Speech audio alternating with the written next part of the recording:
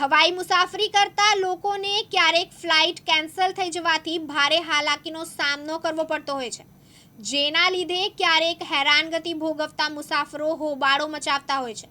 Surat airport પર flight cancel થતાં મુસાફરો રઝળી પડે છે, તો એરલાઇન્સ દ્વારા બીજી ફ્લાઇટની વ્યવસ્થા પણ કરવામાં આવતી નથી. ત્યારે સુરત એરપોર્ટ પર મુસાફરોએ હોબાળો મચાવ્યો હતો. સુરતથી બેંગ્લોર જતી ફ્લાઇટના મુસાફરોએ હંગામો મચાવીને પોતાનો રોષ વ્યક્ત કર્યો હતો.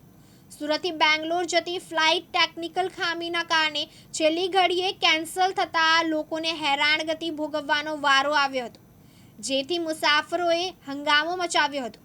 વૈકલ્પિક ફ્લાઇટની પણ માંગ કરી હતી. મુસાફરો પોતાના લગેજ સાથે એરપોર્ટ પર ફસાઈ ગયા હતા, જેના લીધે એરપોર્ટ પર મુસાફરોનો ઘસારો જોવા મળ્યો હતો. મુસાફરો હેરાન ન થાય તે જોવાની જવાબદારી એરલાઇન્સની હોય છે. ટેકનિકલ ખામીના લીધે ફ્લાઇટ કેન્સલ કરવામાં આવી હતી.